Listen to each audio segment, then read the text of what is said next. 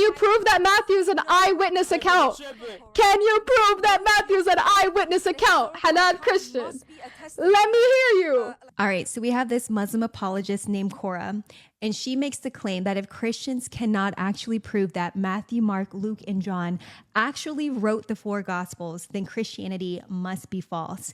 And as Christians, it's really, really important to learn how to refute this claim, and I'm going to show you exactly how to do it. So on the surface and to outsiders, this sounds convincing, but once you understand how church history works, this argument completely falls apart. So within the ancient world, people didn't have digital timestamps or notaries in order to confirm ancient documents. That's not how historians determined authorship. Instead, historians ask specific questions like who preserved the specific document, who attributed it to a particular author, how early was this document written, and were there any competing claims about who actually wrote this document? And these are the same historical standards that we use for any ancient document. So when it comes to the Gospels, one of the strongest pieces of evidence comes from the writings of early church fathers, and these are the church fathers that you need to know in order to destroy this claim: Papias, Irenaeus, Polycarp, and Eusebius. So starting with Papias, all right? So Papias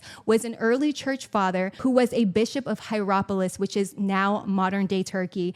And he wrote between AD 110 and AD 130, and he specifically said that Matthew wrote the sayings of Jesus and that Mark accurately recorded the teachings of the Apostle Peter.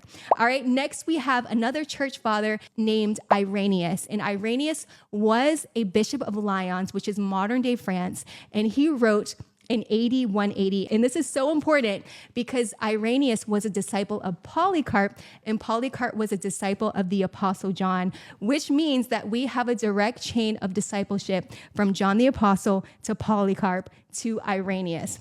So Irenaeus specifically stated that Matthew wrote Matthew, that Mark wrote Mark, that Luke wrote Luke, and that John wrote John. After that came another church father named Origen. So Origen lived from AD 185 to AD 253, and he is known as one of the greatest biblical scholars and theologians of the early church.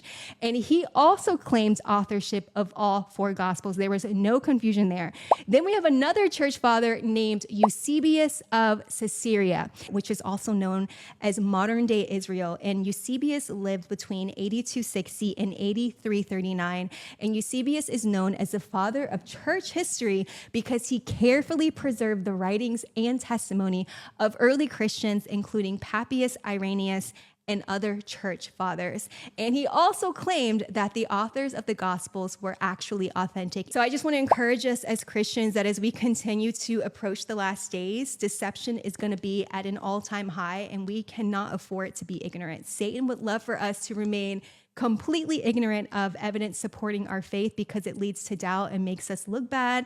And in this hour, we just cannot afford to not know our church history or not be informed of the Bible at all. So I just want to encourage you to continue to stand firm in the faith so that you can continue to boldly preach the gospel and prove that Muhammad is dead, his grave is occupied, the only one who has an empty tomb is Jesus, and he rose and he died and he's coming back soon. Continue to study and defend the faith, because people are perishing, and the only one that can save them is the Lord Jesus Christ.